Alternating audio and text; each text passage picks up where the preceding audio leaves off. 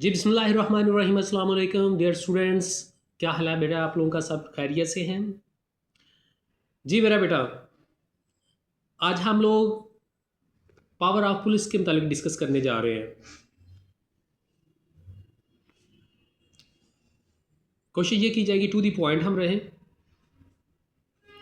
जिस चीज़ से रिलेटेड हमारा टॉपिक हो उसे नहीं हटेंगे, टू दी पॉइंट हम लोग काम करेंगे।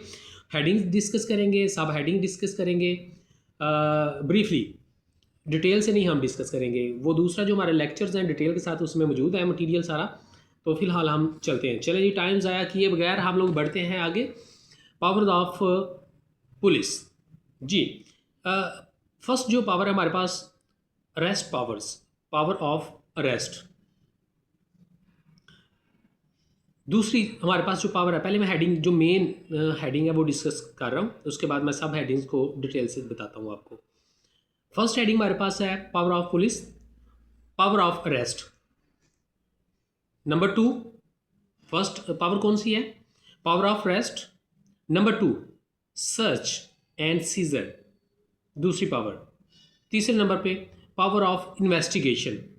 तीन मेन पावर्स हैं। अब इनके आगे सब पावर्स भी हैं इनकी, वो भी डिटेल से डिस्कस करते हैं जी। फर्स्ट हमारे पास पावर है पावर ऑफ अरेस्ट। इसमें हमारे पास पहले नंबर पे हमारे पास जो पहली पावर है, हम इसको डिटेल से डिस्कस करते हैं सब हेडिंग्स के साथ। पुलिस में arrest without warrant in cognizable offence, for example murder, theft. Police cognizable offence में बगैर वारंट के पकड़ सकती है, अरेस्ट कर सकती है। दूसरी सब हेडिंग जो है, police must obtain a warrant for non cognizable offence.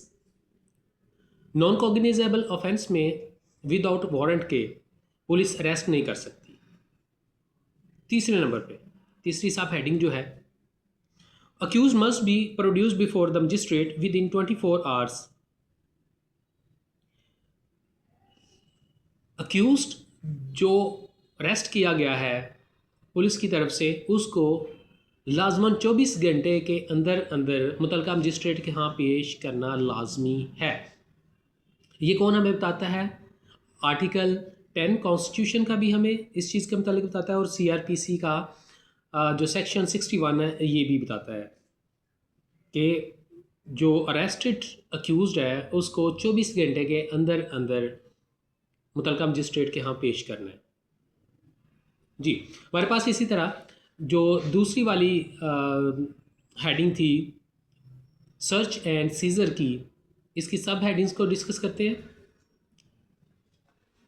दूसरी की सब heading number 1, search of premises without और विद वारंट, यानी किसी भी चीज़, किसी भी जगह, किसी भी बंदे की तलाशी ली जाएगी या तो विद वारंट या विदाउट वारंट।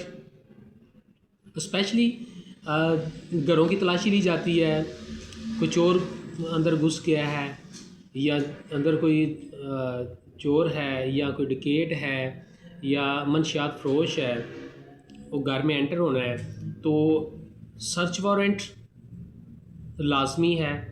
लेकिन कुछ ऐसे ऑफेंसेस है, कॉग्निजेबल ऑफेंसेस, जिसमें सर्च वारंट लेने की भी ज़रूरत नहीं पड़ती।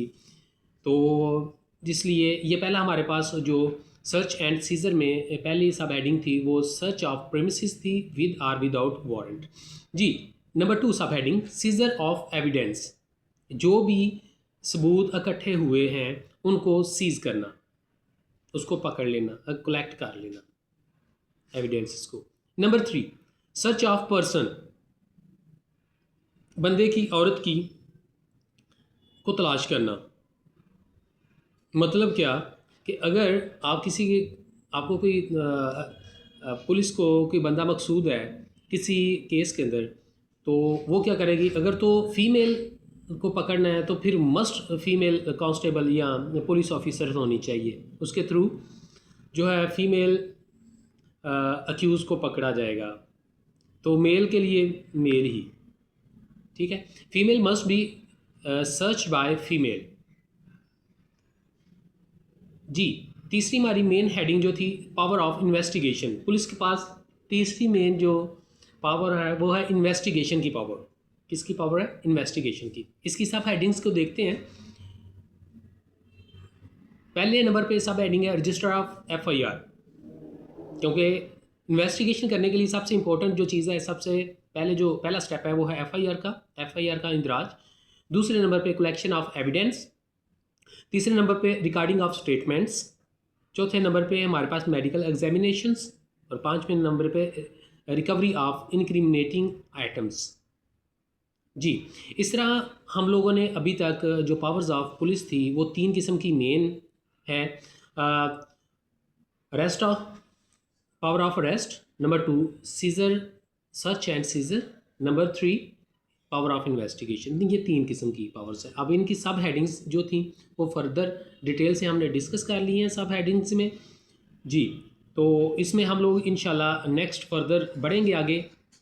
तब तक आप लोगों ने अपना बहुत सा ख्याल रखना है, इसको देखना है, डिटेल से पढ़ना है, और जहाँ पे समय लगी हम इसको डिस्कस भी करेंगे, और इसका जो ट्रेल लेक्चर है वो अलहदा भी रिकॉर्ड कर दिया गया। इंशाल्लाह नेक्स्ट लेक्चर के साथ हाज़िर होंगे, लेक्चर नंबर 3 के साथ।